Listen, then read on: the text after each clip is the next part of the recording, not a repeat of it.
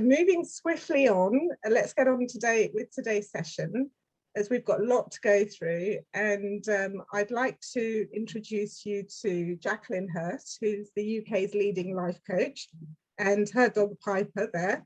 And she's recently published a book called How to Do You, which has already become a bestseller. So I made a bit of a reference to this in the email I sent out to the community about the book being, you know, a guide to help you be your best self. And I know that term has become a little bit of a cliche, but I really believe in that term personally, because I just think, especially we've seen over the last 2 years, life is so precious. So it's really like, for me, a guide on how to get the best out of your life. So Jacqueline, thank you for being with us today, and welcome. Thank you so much for having me. It's really nice to be here, and it's really nice to do this on a Saturday where I can just like be in my gym gear and chill out and relax. And really, I don't know if anybody else feels like that. I definitely feel like my work weeks are always pretty jam-packed. So to have a Saturday where, you know, we can have this conversation on a more relaxed level is, like, for me anyway, it's really nice. Yeah, so I hope the same for everybody here. No, we're very chilled here, but I'm sure a lot of the community and the people here today will tell you we're very chilled. We're always quite casual and chilled, so we're not like yeah, this is it. You know, it's all about feeling comfortable, to be honest. So that's what we're doing. So I've purchased your book, this book, you see that, and I'm really devouring it. And I mentioned it to you before we came on live. It's so easy to read, and you're a very practical person. I know that you're like straight to the point. You're you know, you're very plain speaking, and I can really see that has come through in the book. It's very practical. It's really easy to follow. There's so many relevant chapters in there for living your best life. But things like, honestly, covering things like beating anxiety, improving your relationships, achieving your goals. It's a really kind of wide range of chapters, but they're all relevant. And it's just really easy to read through it because you've got your case studies, you've got your own personal experience, and then you've got your worksheets with most of the chapters. So I'm going through it right now and I'm loving it. So thank you for publishing this. I know you're doing very well with it, but it's great. Now, coming to the book, on that note, actually, about the various chapters, you don't really need to have serious issues in your life to benefit from the book, right? Because I know people who come to see you as a life coach, a lot of them have got serious issues that they need to tackle, or one specific thing that's really bothering them. But the book is kind of just like a general guide, right? Yeah, I mean, the book was written during the COVID pandemic, and it was something where, you know, people have said to me for ages, oh, you must write a book, because I give talks and things like that. And I was sort of, yeah, I'll do it. COVID happened. It was the perfect time to actually write the book. And what was important for me was that if I was actually going to write this book, that it was going to be a book that was going to be something that could really help a group, not just like a specific group of people, but pretty much anyone, your best friend, your mom, your brother, your colleague, your coworker, that it could be something that we could read and we could all pick up something within that book that might help us. And that was the aim of this book. So to keep it sort of as simple as I could, and to cover the topics that I see the most within the work that I do with my clients, or things that people talk to me about. And it was something that was, not only should it be simple and cover things that everyone could sort of relate to, but also I wanted to add the worksheets in, because I wanted it to be something that would really, really help people if they wanted to actually do the work as well. So I wanted to add that option in. So it's one of those books, which is like most things in my life today, I'm the person that gets that beautiful candle, then actually burns it and buys a lovely dress and actually wears it. I never used to be like that, but I really wanted to do that with this book, where it's not perfect. it's you know, a print on demand book. It's not perfectly done and beautifully, you know, it's a book that you can put in your hands. It's real, it's authentic, you can scribble all over it and it will help you.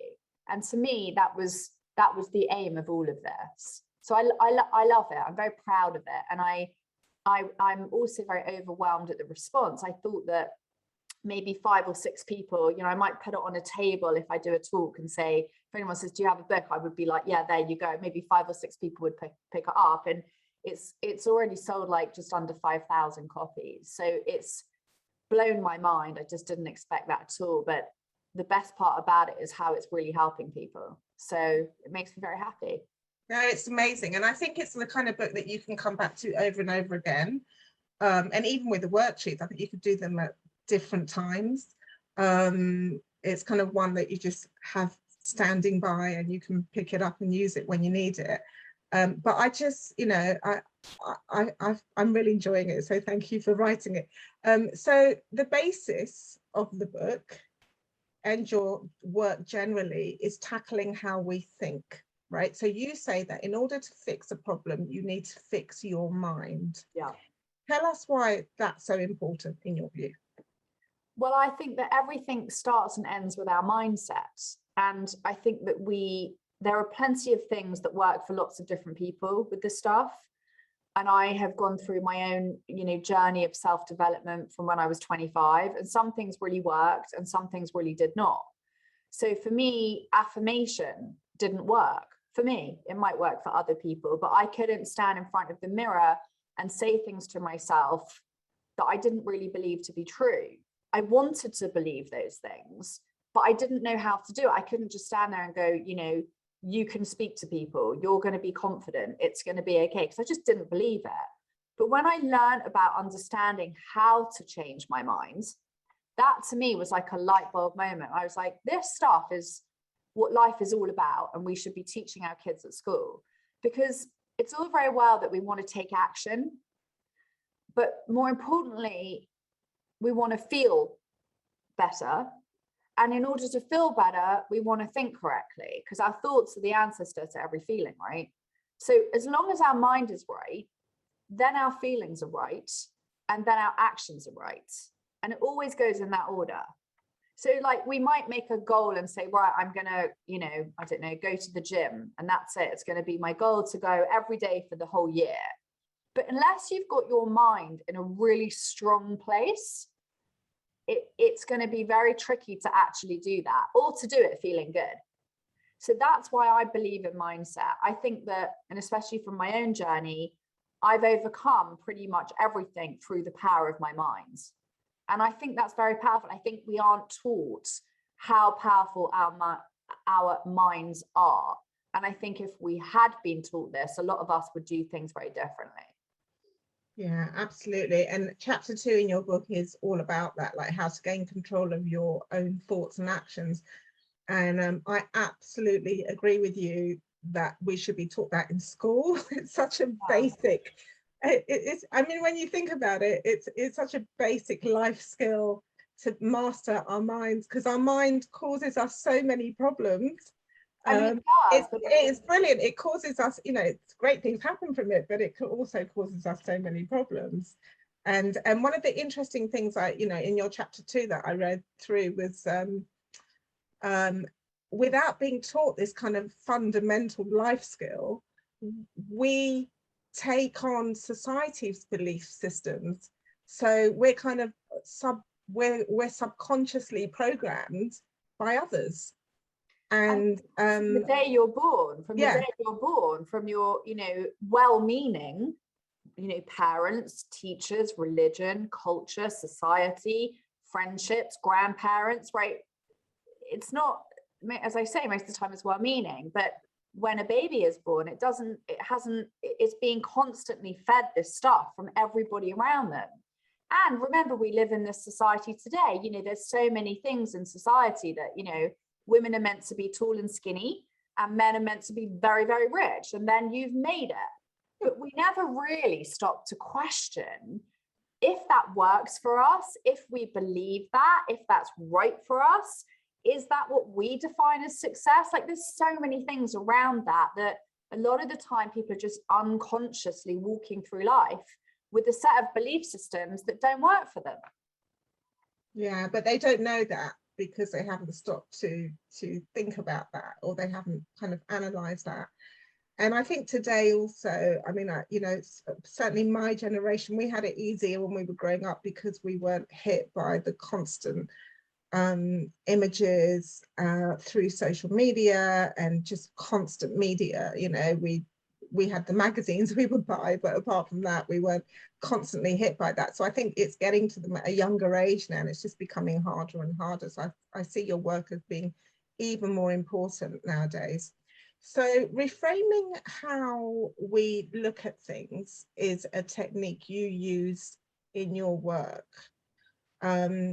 So give us a couple of examples about that. I mean, you just said the thing about, you know, how women should look and how men should be and all of that. But give us some examples about how we can reframe some of these, you know, these belief systems, all these things that we've been told that aren't necessarily for us. Of course, there's so many, Stella. That's the thing. Everyone's got their own, which is why that's a hard question to answer, because what Karen has, Miranda might not, and what Michelle has, Gabriella might not, right? So I could give you like a standard thing, but that's why I think coaching is so important, because it's really important to, if you're struggling with a specific belief that isn't working for you, how you handle that with somebody over here is going to be very different to how you teach them something over there.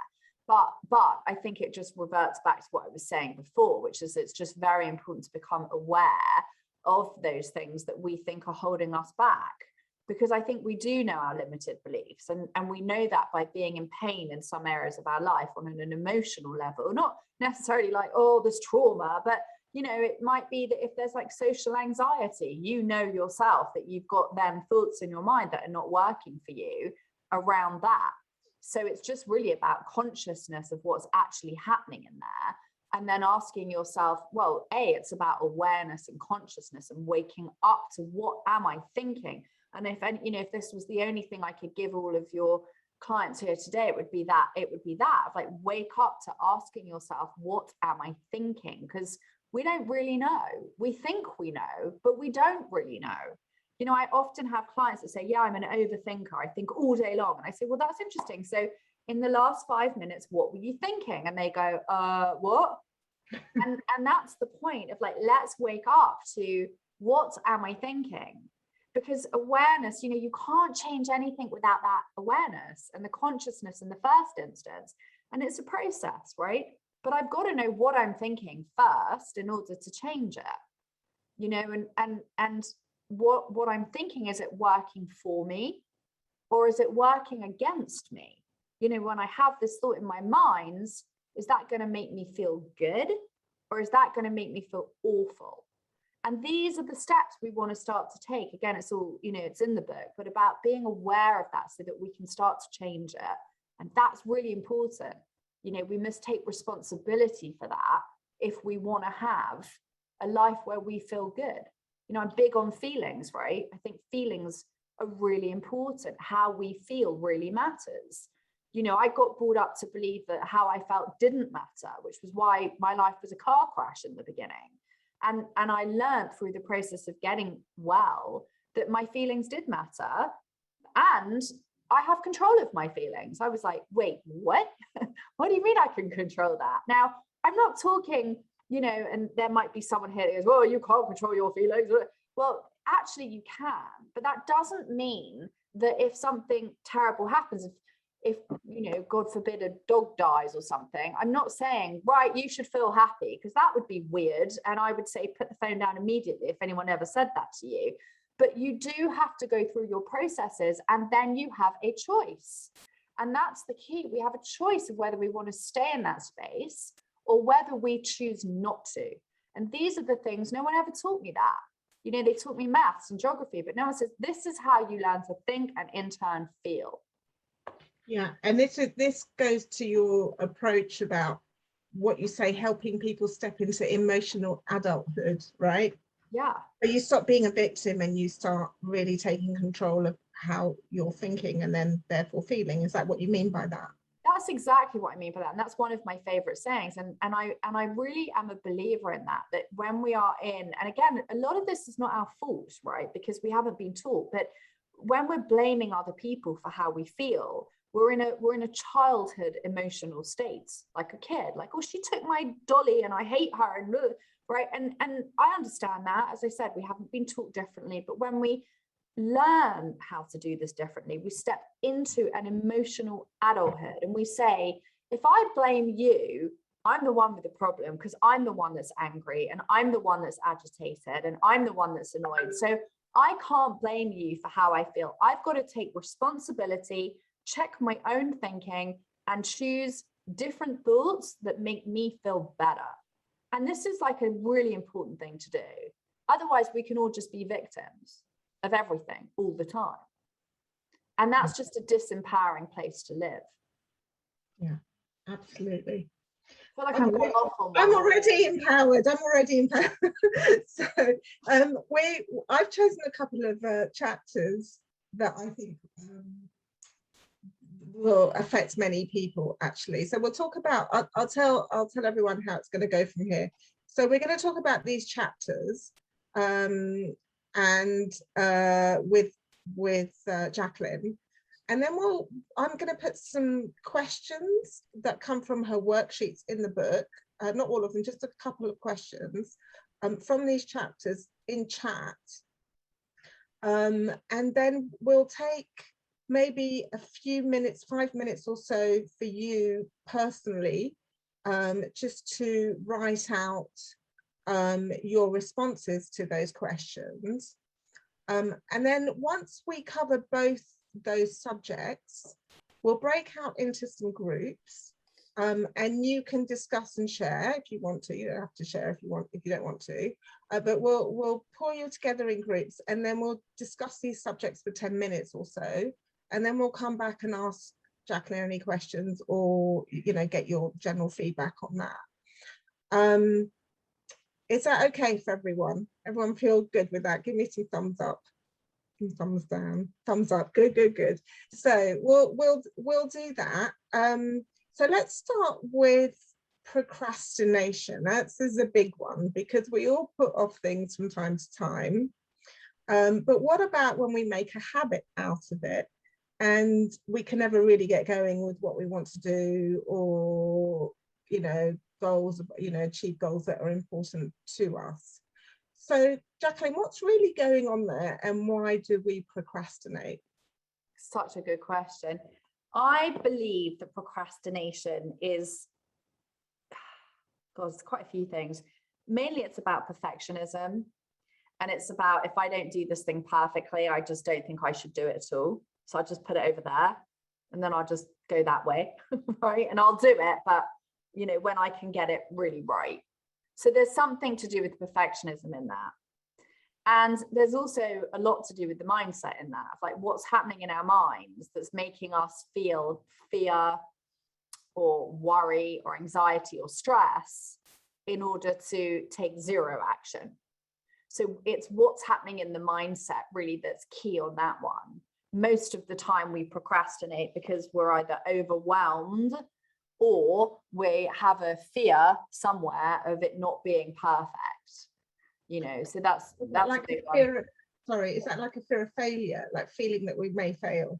It could be that. It could also be, strangely, a fear of success, right? Which is also sort of quite deep rooted, of like, oh my gosh, I can't do that either. So yeah, it can be so many different things for so many different people, but usually it's a fear of not getting it perfectly right, so I just won't do it. Interesting. Yeah. So somehow our society has conditioned us to think that all those people out there who've been successful had no challenges and never failed at anything, right? I mean, I just I find that quite an interesting one, because I know from my own, when I procrastinate, it's the fear of failure, and I know that for myself. I've done the work on that, and I know it's like, oh, what if I fail? Or a little bit of like, oh, what if it's not perfect? I'm working through that perfectionism thing, but this whole idea of failure. And then I think, you know, again, I think it's how these really successful people in positioned by the media are shown to be successful from day one, and we don't hear about failure so much, you know, or and I know certain cultures are different with that. I know the Americans kind of celebrate failure a little bit more. Maybe celebrate's the wrong word, but they see that as part of the journey, where in our Britishness we don't, you know, we don't talk about failure. We couldn't possibly talk about failure, darling. So it's just something that doesn't come up. What do you think about that? Yeah, I like really embrace it. I think it's the best thing ever. And it works sometimes with, you know, quite famous people that are in sports, well-known sports professionals, well-known celebrities, all these sorts of things. And one thing I will say is that we have to fail to win. I'm a really big believer of that. So failing is not instead of success, it is part of success. You cannot become successful without failing at certain things. And we are meant to fail. Why? Because that's how we learn. How can we possibly learn without making all those mistakes? And then it's up to us of what we want to do with that. Do we want to keep berating ourselves for, oh, I've made this mistake, I've made this mistake? Or, oh my gosh, that was really interesting. That did not go to plan. And what were the amazing lessons I can take from that? And that I can get stronger and better the next time. And we've got to go through that process. It's a bit like aging, isn't it? It's like the media does not think that we should age, but it's like, hello, it's natural. You know, you're not meant to look this way when you're that way, right? We are meant to age. It's beautiful. We're lucky if we age, in my opinion. It's a gift. But we live in a society, again, that's like, no, don't do that. So this is why I'm saying about the brain, you've got to really check yourself. Like, okay, what am I going to choose to believe in, and what am I not going to choose to believe in? And I think failure is such a massive part of life in every way. How else? I mean, you know, if I look at my life, I think if anyone was to believe in the word failure, they'd look at my life and say, you were a total failure for a really long time. And I don't see it that way at all. They were the best years because they taught me everything. That's so refreshing. Thank you for sharing that. It really is, because so many people still berate themselves for mistakes that they've made in the past, and then that kind of contributes to their procrastination on other things that they want to do because, oh well, this went wrong before and that didn't go to plan and whatever. So how do we find out what is behind our own procrastination? How can we do that work ourselves? How can we find out like what is stopping us? I think what I would say is get into your thinking. So I would start to write down the thoughts that you've got about, I would use a specific like the tax return. And then I would ask myself the questions and I would say, what is going on in my head, right? That's making me procrastinate. I don't want to do it. This is really boring. There are other things I'd rather do. Why do I have to do it?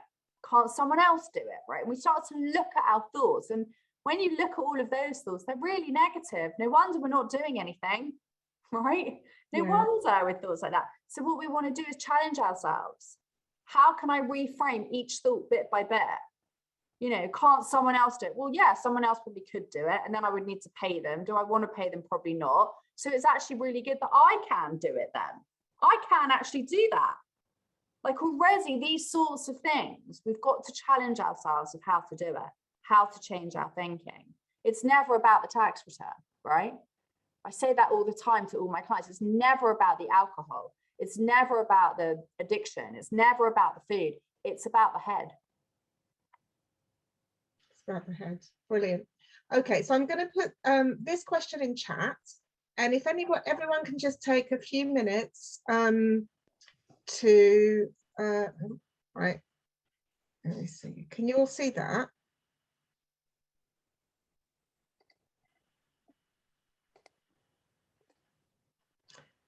Take a few minutes, this is from Jacqueline's work, just to identify your own thoughts about what's holding you back with regards to procrastination.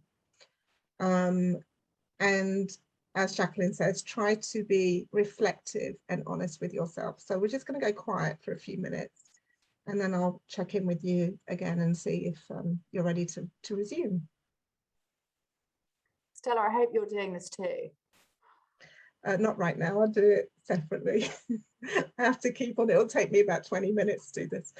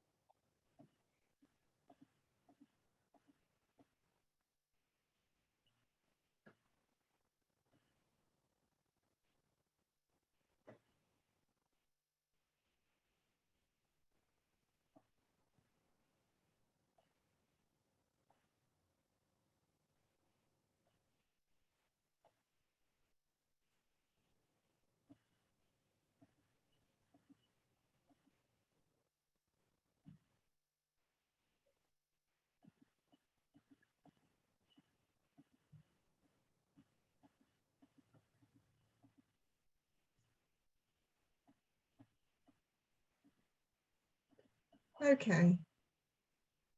Is everyone ready to reconvene?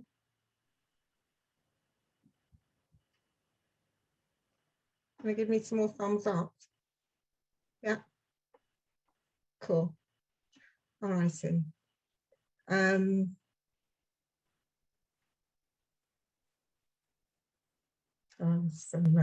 some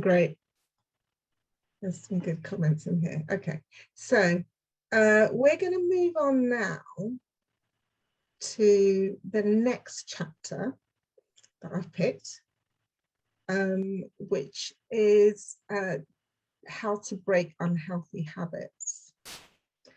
So, Jacqueline, what type of unhealthy habits are we talking about? I mean, where do we start, right? And again, on this one, everyone's going to be different. Someone eating 1 or 4 biscuits will think that's a healthy habit, and someone eating 24 will think it's an unhealthy habit, right? Someone who drinks 1 glass of wine might say they've got an unhealthy habit. Someone that drinks a bottle might say that.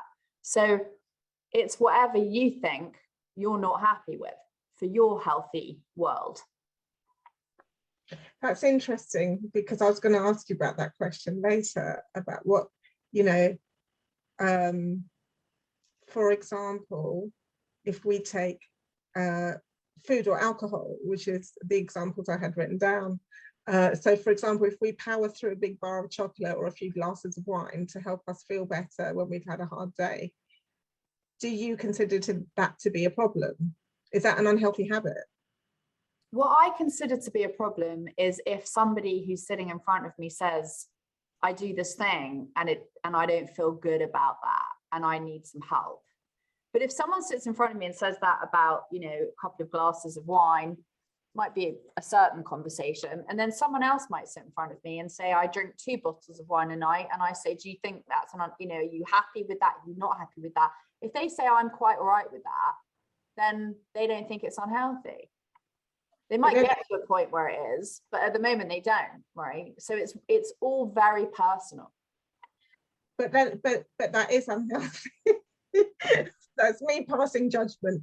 Okay, so well, if they don't think it is, right, and they are genuinely happy in that space, genuinely, not because they're running from things or whatever, they're saying to me, I'm fine with it, and they genuinely are. I can't tell that, only they can tell that. If they genuinely are, then I don't think that's unhealthy. okay, because they've got their mind in a space where they're comfortable in that space. okay. Does that make sense? So yeah, psychologically, maybe physiologically, maybe not, but I take your Absolutely. point. I'm talking psychologically. Yeah, absolutely. Yeah. I take your point with them. So if we think something's unhealthy, if we think those 3 glasses of wine a night are unhealthy, and we want to stop them, and we know that they're unhealthy, and we think that, why do we continue with them?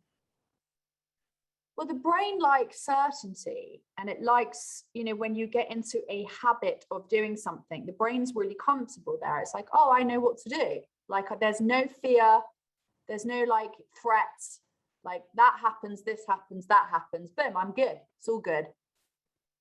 So the brain kind of likes that. What the brain doesn't like is uncertainty and sitting in that space that's uncomfortable. And so that's where this work is really important, because how do we want to sit in that uncomfortable space to change that? By getting our mind right. Because we can either put down a habit and be in serious emotional pain, or we can put down a habit and feel, and I'm really trying not to swear, I swear a lot, and feel really fantastic, right? So it's a choice of how we want to do that, all starting and stemming from the brain. Interesting. So you're very honest in the book about your own life, and yeah, I want to thank you for that, because not everybody would be that honest, but you're very honest about it, and also how you battled addictions and your eating disorder. You had a very difficult eating disorder, right? And you talk about situations in your childhood that you believe shaped some of the choices that you then made later on in your life. I just want to know, how much do you think our childhood really affects how we live our lives? Because most of us have some kind of childhood baggage, to be honest. And then how can we be conscious of how to change that? So I think that most of what we do comes from our childhood, right? Like, we learn about love from our childhood. We learn about ourselves as women or men, our role in society. Like I said before, we've been given a ton of beliefs, right, from everybody else. And as kids, we pick up things that might not be true. Like, if you're a little girl and you've drawn a picture for your mum, and your mum's had a really busy day at work, and she comes through and you're like, mummy, my picture. And you're like 6 or 7. And mummy's like, yeah, not now, darling, in an hour or 2. You immediately subconsciously pick up on something that might not be true. Mummy doesn't love me. I'm not important to mummy. Why has mummy ignored me? What have I done wrong? Right? And there's all this stuff that we go along like a trawler, through our childhood with this stuff. That's why I'm a really big believer of doing the work that I do, of like unraveling this. And I don't spend hours and hours talking about your childhood, because I don't think we need to spend that much time there, but we do need to get an idea of what your roots were, what your fundamental beliefs are, and that's how we get you to make the changes. So yeah, I'm a big believer in we are, subconsciously working on that childhood level until we learn how not to be, right? But I think the stuff is super, super important to look at, because it's usually the things where we're getting into pain that we're working at it from the sort of 7-year-old inside of us rather than the 47-year-old inside of us. And that's important to look at. So yeah, I think that's key. Okay. But it's also having that consciousness about what happened in our childhood, because a lot of us have buried it. So it's working through that and trying to remember. Yeah, I mean, I'm a believer that you've got to do your work, right? Like, if you want to have a life that's chill, You know, you've got to do your work. And I think that without that, you know, there's no kind of shortcuts to this stuff, right? You've got to literally pull your sleeves up and put your Wellington boots on and go, I'm coming in. And usually what happens is it's not half as bad as we think it is, which is really interesting. But we've got to do the work, and we're worth doing that work, which doesn't mean we spend our time navel gazing, by the way. It just means look at the stuff that you think you're struggling with, love, sex, abandonment, whatever it might be, issues, and you know, be brave and face it. And that's how you find peace. And so on this subject, you say the first step is actually admitting that we have a problem around unhealthy habits. And so this could be like using, we're coming back to the food and alcohol example, but we can use that as a crutch. For example, you know, and I use that example about, you know, having a bad day, but it's our comfort, it's our way of not dealing with painful things or giving ourselves a reward around things that have gone wrong. What's your view on that? I think it's individual again, and I can't stress that enough, because it's very hard to generalize on these things. Yeah. And you know, there are some times when, you know, you just want to eat a piece of cake because you just want to eat a piece of cake and there's nothing wrong with that. And then there's other times when you've eaten 3 pieces of cake and you haven't even noticed that you've done it until you've got the box and you're like, where the hell did the cake go? Right? So it depends on where you're at. So with all of this, again, I'm going to sound like a broken record, but it's that consciousness, right? And just being aware. And also, you know, and I can't stress this enough, like I would love to see everybody's eyes on the screen right now when I say this, which is like, be kind to yourself. You know, we are so hard on ourselves, so hard, and it's just not necessary. And like a lot of the work is to unlearn that and to say, to be kind to yourself, to talk to yourself like you would if I said to any one of you here, I don't know, let's say I had a daughter that was 6 and I said to anyone here, can you look after my daughter for the day? And you say, yeah, sure. You would never talk to my daughter the way you talk to yourself. And that to me has been a big part of my own recovery for all of the things I battled, was just to be willing to say, I'm not doing this anymore. I am not going to do this anymore. I'm not going to stand in the mirror and look at all the bits that I think are revolting. I'm going to look in the mirror and say, you know what? For 43, you're not doing too bad. I'm not going to beat myself up for eating 2 slices of cake because that's just what I felt like. I'm going to be like, how nice that I got to enjoy the cake. Because life is so short. You don't know what can happen tomorrow. And the whip that we beat ourselves with, like, for what? For what? Where does it get us? And by the way, if I thought it got us somewhere, I'd be like, guys, keep the whip, keep the whip. I've never had one, I've worked with over 7,000 people, and not one of them has benefited from keeping a whip against themselves.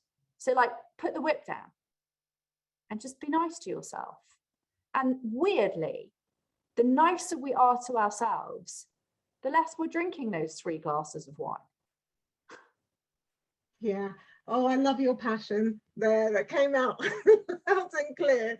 Very passionate. And I just want, I mean, we don't have time to cover it now, but in that chapter, you cover a lot of your own experience around your eating disorder and everything else, and how you managed to break away from that, using the tools and techniques that you're telling others to use. So, you know, what I really like about your book is that you've lived it, you've been there, and you've kind of, you know, pulled yourself out of it with these tried and tested techniques. So I'm going to again put some questions up on this subject, and this is a lot about kind of body image, food maybe, and you know, again, it can stem from our childhood, because it could be a subconscious belief that we've held because somebody mentioned something to you.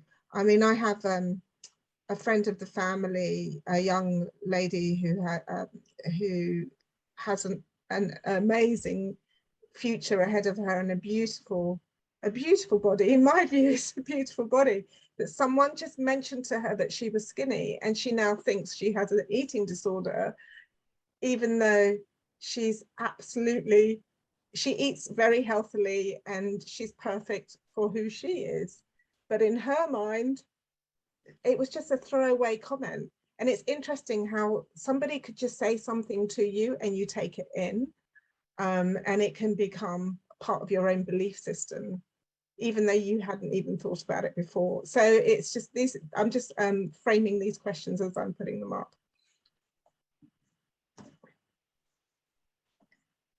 Okay, so we'll take 5 minutes or so on these as well, or a few minutes.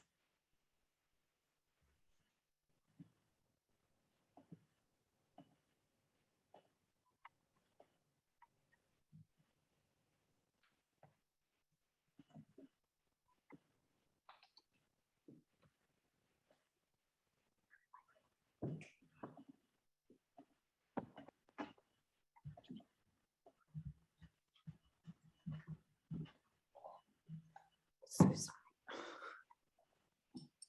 Just been pouring like this. Can you see the questions now, everybody? I've got a message that you can't see the questions. You can't see the questions? Oh, okay. I'm going to put them in again. I've got Sorry two questions here. That's it. Okay, that's very strange. Maybe it's because it didn't go to everyone. Sorry. Let's do it again now. Can you see them now? Yeah. Yeah, perfect.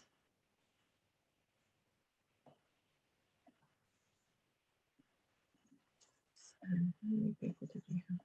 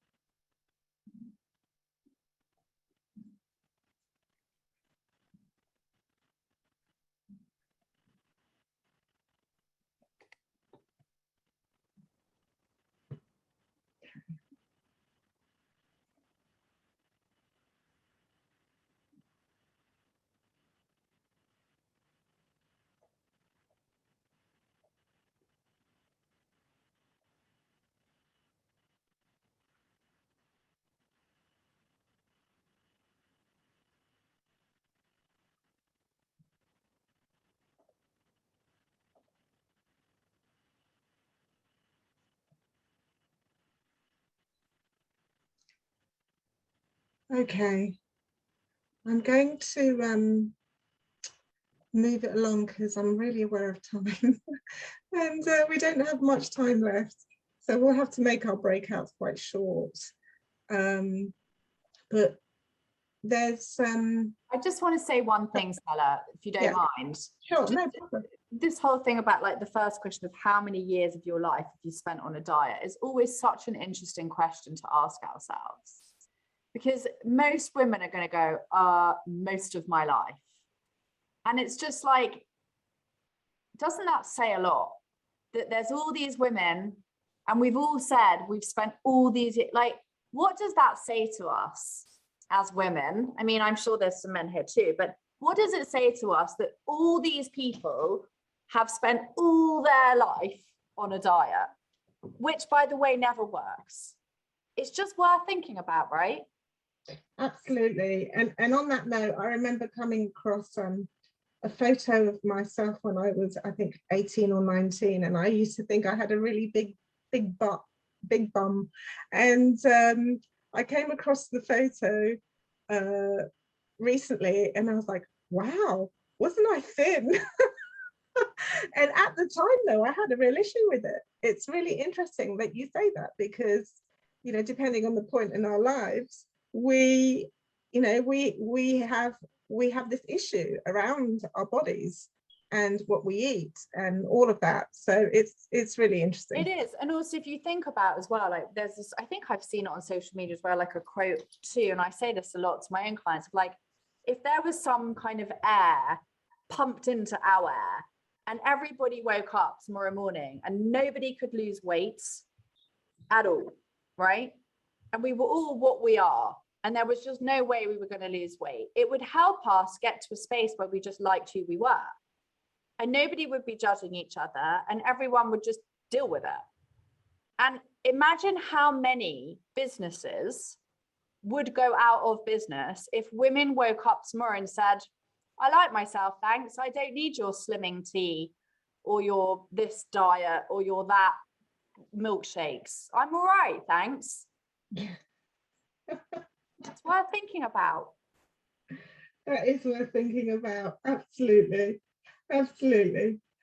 Okay, we're going to go into, we're really not going to spend much time because we're running out of time, but we'll just do like 5 minutes in 10 groups, so about 5 people in each group.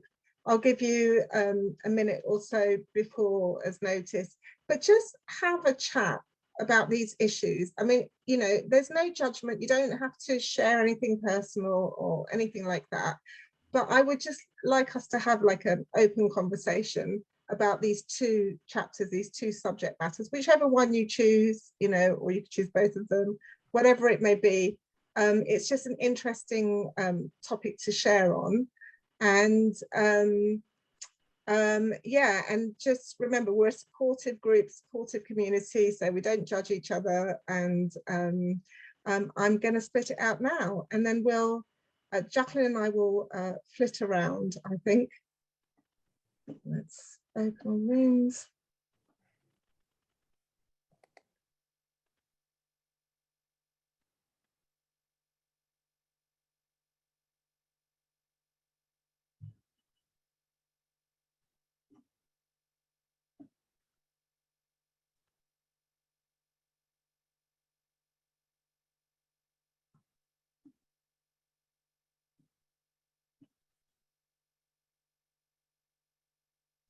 Okay, Jack, can you go into room 2? Oh, she's in there.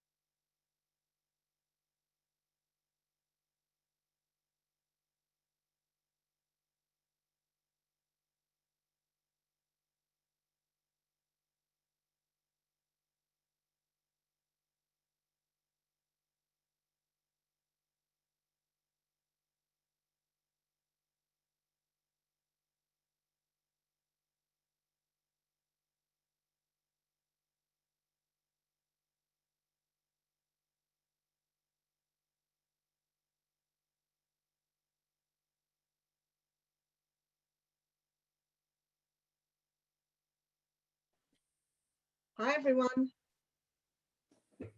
You're coming back now. I know some people elected not to join. That's okay. But I hope you managed to just, you know, share some stuff between you. Is there anyone who wants to share to the wider group about what you chatted about, anything that you found? Rosie, do you want to say something? Yeah, you have to unmute. Unmute, Rosie. Rosie. Yes, sorry. There you go. Yes, what did I need to do? I was recommending to Wilma the holidays. Okay. I'll unmute myself. Thank you. Oh, she's mute. Oh, okay. She wasn't. But does anyone want to share about anything about the subjects that we talked about? I'm here. I've got to better mute myself. Yeah, no, that's fine. I'm just saying, anybody else? Anybody wants to share about the sessions? No? You didn't have anything in common? I mean, I've got to say, I joined with Richard. We have an enlightened gentleman, and just Richard and I, and it was an interesting conversation because he said, like, because he's from a certain generation, that he didn't feel the body image stuff really affected him. But his lovely daughter was there who had said that she'd picked up things over the years from her mum, that her mum used to say, you know, just like, and her mum was not particularly vain in any way, but her mum would say, oh, my arms are getting a little bit overweight. So she's now started to take on the same behavior. And then interestingly enough, I said to Richard, I have a son who's in his 20s, and his father could care less about his body image because he came from that generation that wasn't marketed to. But my son is very conscious of his body image because he's been actively marketed to over, you know, as he was growing up, and he's had social media and all those things. So it's been it was a very interesting conversation.